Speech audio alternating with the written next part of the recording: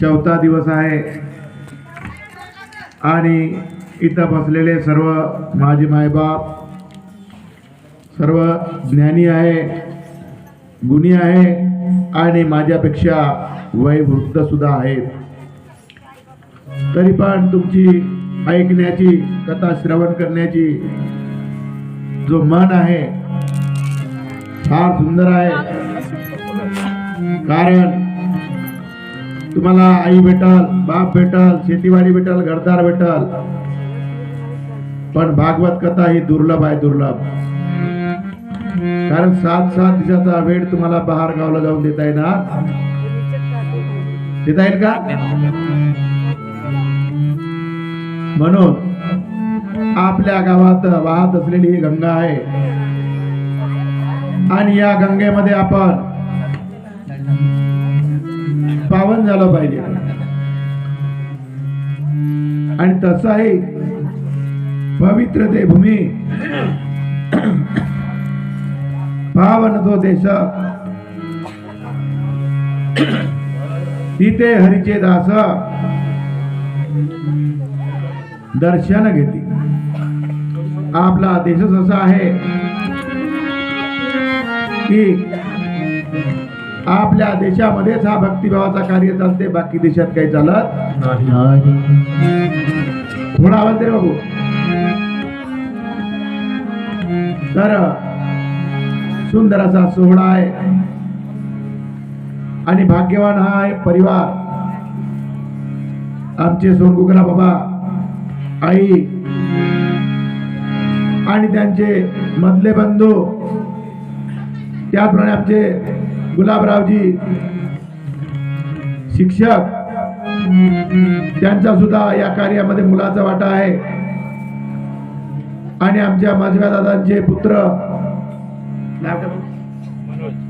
मनोज बाबा, हे सुद्धा यावर्षी अविरत कथेमध्ये आम्हाला साथ देत आहेत. त्याचप्रमाणे आमच्या सोनडुकर बाबाचे दोन्ही पुत्र, ते सुद्धा अविरत कथेला बसलेले आहेत आणि सुंदर असा कथेचा प्रोग्राम या ठिकाणी चाललेला आहे. तर आजचा विषय आहे कृष्ण जन्म. पेढे आणले का तुम्ही?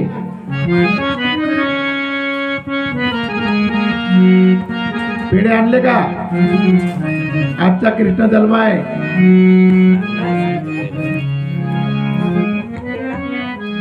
बारसा आरसा करायचा आहे तर पेढे पाहिजे का नाही? कपडे आणले का नाही? आबा मग बाबाच्या आईला तुम्हाला दान नाही करणार काय? ते नसतील तर पैसे तर असतील ना, पैसे तरी दान करा. आजचा विषय आहे कृष्ण जन्म. गुरुनाथ ओम नमो भगवते वासुदेवाय. नमो भगवते वासुदेवाय. ओम नमो भगवते वासुदेवाय.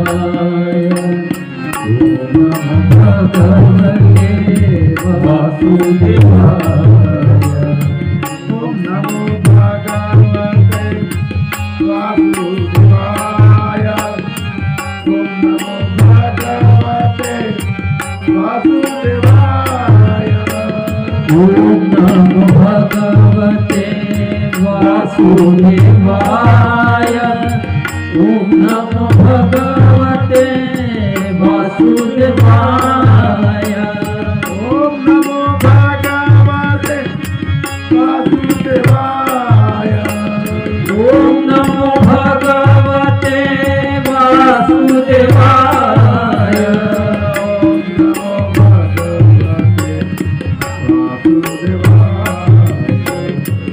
नमो भगवते वासुदेवाय. ओम नमो भगवते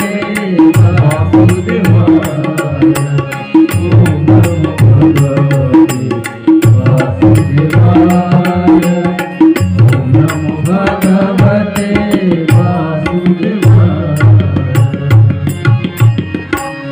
या ठिकाणी उपस्थित आमचे जवळीक स्नेही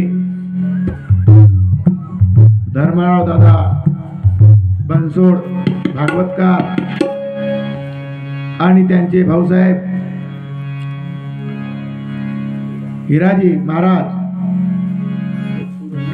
यांनी आपल्या सहकार्यासहित सुंदर असा हरिपाठाचा कार्यक्रम या ठिकाणी सादर केला, त्याबद्दल त्यांचं सुद्धा या ठिकाणी अभिनंदन आहे. त्याच प्रकारे आमचे वागरे दादा हर कार्यक्रमात आम्हाला साथ देत असतात. जिथं बारसगडे महाराज आहे त्या ठिकाणी मात्र आमचे वागरे दादा आवर्जून हजर राहतात. हे जे तबला वाजवून राहिले ना, यांचे आई वडील आहेत ते मोफत मध्ये आपल्या गाडीची सेवा देतात. जिथं भजन कीर्तन असेल तिथं आम्हाला बसून घेऊन जातात, कुठल्याही प्रकारचा पैसा घेत नाही. आज त्यांचा भजन मंडळी या ठिकाणी आला आणि सुंदर अशी सेवा हरिभजनाची सादर केली. तसाच त्यांचा कुटुंब सुद्धा पूर्णतः धार्मिक आहे. जसा आमचा सोनकुकुरा परिवार आहे त्याचप्रमाणे त्यांचा परिवार सुद्धा धार्मिक आहे. म्हणून असे घर फार दुर्लभ मिळतात. म्हणून तुम्ही सुद्धा आपापल्या गावात, आपापल्या घरात, आपापल्या मौल्यात, आपापल्या माहेरात सर्व ठिकाणी जाऊन या हरिनामाचा छंद लावा. जेथपर्यंत तुम्ही हरिनामाचा छंद नाही लावणार तेथपर्यंत तुम्हाला दुःख प्राप्ती होईल. आणि हा एकच असा साधन आहे की याच्याने आपल्याला सुखाची प्राप्ती होते. आणि मी काही फार मोठा कीर्तनकार नाही, भागवतकार नाही आणि माझा भागवत पुराणाचा धंदाही नाही. पण जेवढं काही थोडासा असेल, जेवढं मला येत असेल तेवढं मी या ठिकाणी सादर करतो. माझ्या समोर आमचे भागवतकार बाबा बनसोड महाराज बसलेले आहेत. तर या ठिकाणी मी सांगत असताना काही चुका बोला माझ्याकडून होतीलच, तर आपला मुलगा म्हणून सर्वांनी मला माफ करावं अशी तुमच्या सर्वांचरणी प्रार्थना करून आजच्या भागवत प्रवचनाला सुरुवात करू. सद्गुरुनाथ महाराज.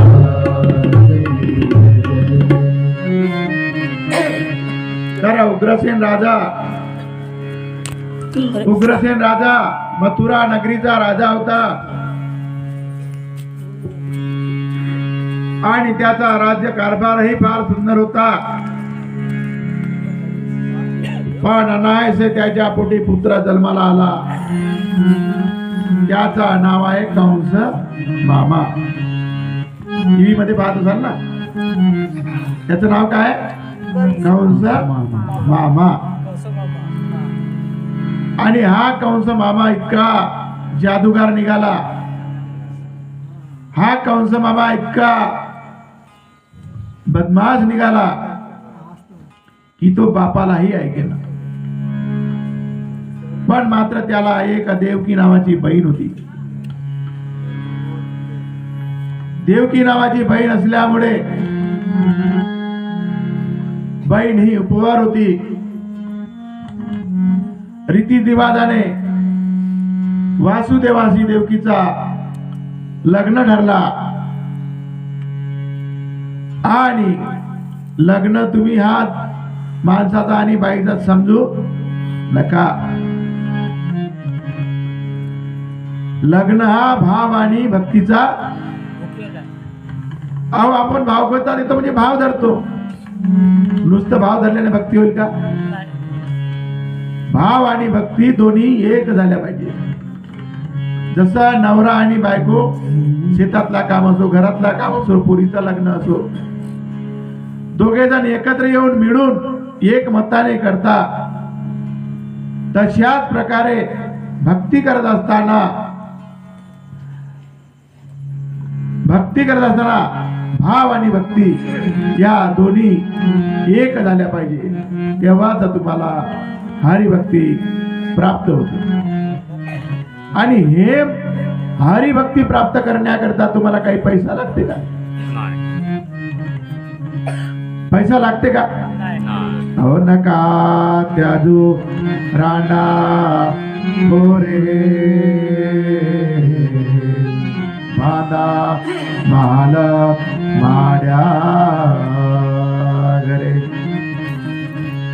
सुखे संसारे असावा चित्त परब्रह्मी देवा. मग तुम्हाला भक्ती करण्यासाठी का लागते?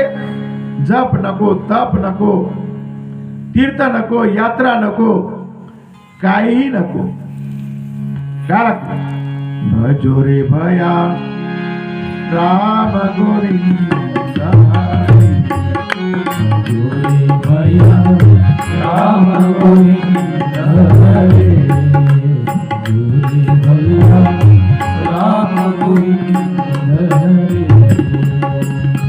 राम गोविंद राम गोविंद राम गोविंद राम गोविंद राम गोविंद हरे,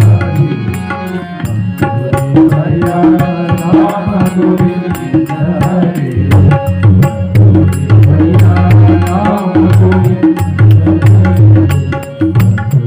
भया राम गोविंद हरे.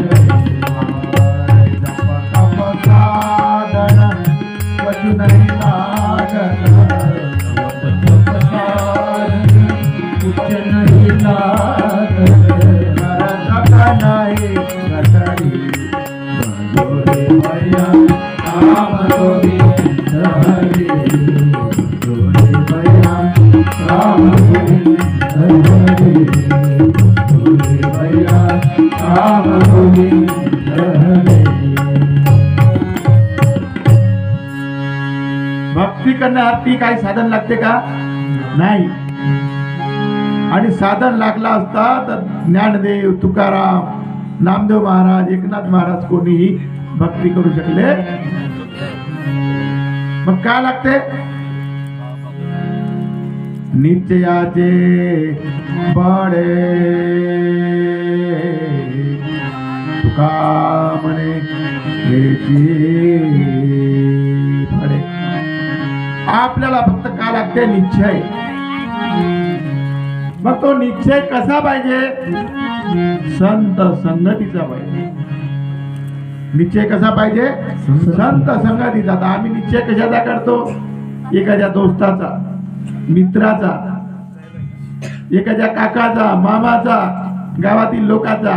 पण संताचा संग करत. भाग्यवान आहे आमचा हा घराणा, सोनकुकरा घराणा, की हे संताची संगत करतात.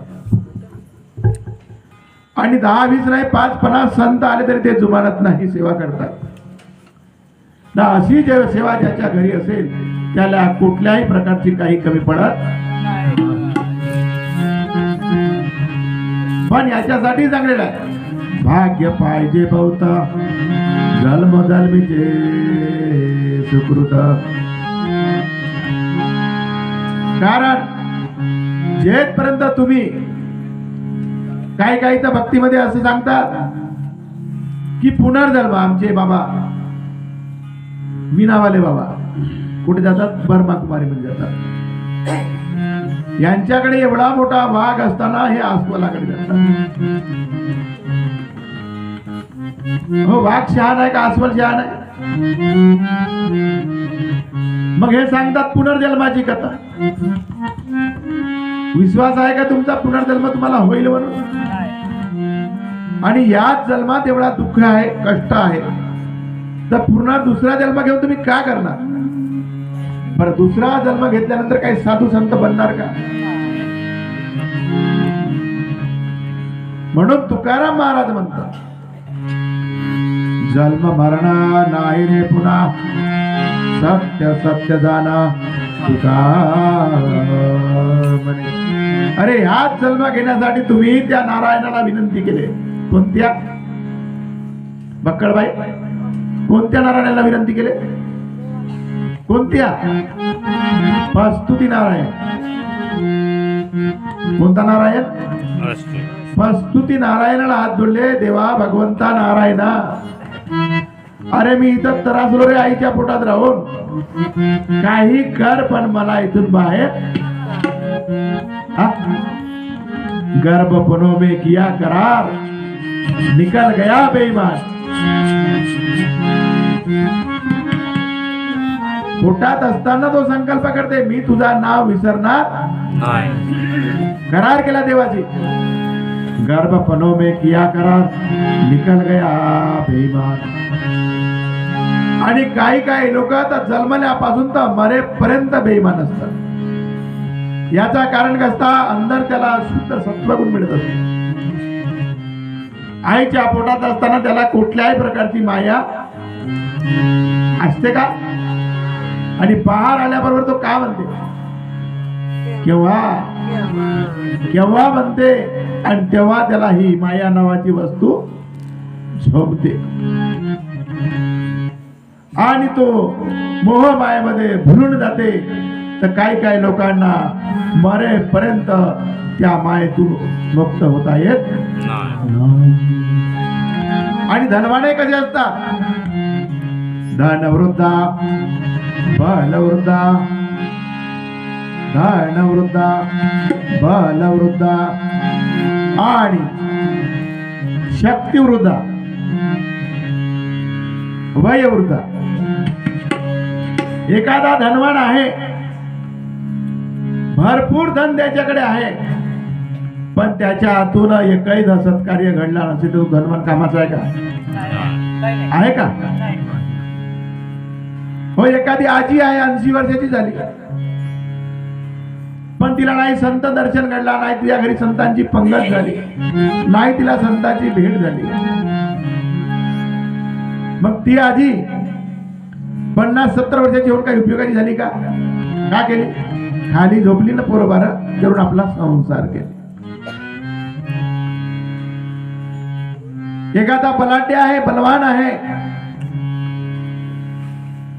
आणि त्याची शक्ती जर सत्कर्मासाठी लागत नसेल, जसा हा भागवत आहे, या ठिकाणी येऊन स्वयंपाक करू लागणे, जसे आमच्या केवळरामजी जंगटे महाराज आहे. हर एक ठिकाणी आम्हाला माणसं आणण्याचा आणि नेण्याची मदत करतात. गाडी त्याची स्वतःची. कसा हो जंगटे महाराज आमच्या टेंब्यावरून आलेल्या आहेत. बाई कोणत्या? काय नाव आहे? सोडते बाई टेंब्यावरून आल्या. किती आवड. अजी सोडते महाराज त्या टेंब्यावरून आलेल्या बाईला आणायचं आहे. तात्काळ गेले. तर त्यांचा आयुष्य थोडा सत्कर्मी लागला. पण एखादा बलवान आहे, शक्तिशाली आहे, आणि तो एखाद्या धार्मिक कर्मामध्ये तो त्याचा हातभार लागला नसेल तर तो शक्तिशाली काही कामाचा आहे का? धनवृद्धा बलवृद्धा आयुवृद्धा. म्हणून शिका. आयुष्य जाते पण शिकता येत. भाग्यवान आहे आमची सविताताई, का तिला अविरत संत सेवा घडत आहे. महिन्याला येतील, 2 महिन्याला येतील, 1 महिन्याला येतील, पण संत इथं येत आहे. आणि भाग्यवान आहेत आमच्या आई मैनावती सारख्या अविरत सेवेमध्ये. ज्या वेळेस राजा गोपीचंदाकडे 7 बायका होत्या, मोठा भारी राज्य होता, पण राजा गोपीचंद भक्त नव्हता. भक्त उपदेश झाला नव्हता. आई रडत होती, रडत, बाळा गोपीचंदा, अरे तू राजा आहेस तर केवळ प्रजेचा आहेस. तुझा बापही राजा होता, त्याचा जीवन असाच गेला रे बरे, आणि तुझाही असाच जाईल. तेव्हा ती आई मुलाला उपदेश केली. तशा प्रकारे आमच्या आई आमच्या चरण दादाला आणि या हेमराज दादाला उपदेश करतात. बाळा, अरे जे चालत आहे ते करा, गुरु महाराजांवर विश्वास ठेवा, आणि खरोखर यांच्या घराण्याला गुरु महाराजांची फार पुण्याई लाभलेली आहे. आम्ही गेलो गुरु, पण बऱ्याचशा लोकांना गुरूंचा संगत भेटत, गुरुचा संगत घडत, गुरुच्या काही लोकांना उपदेश घेतल्यावरही गुरुच्या गावाला जायला भेटत. इकडे संत काय म्हणतात, सद्गुरु तू माया मिले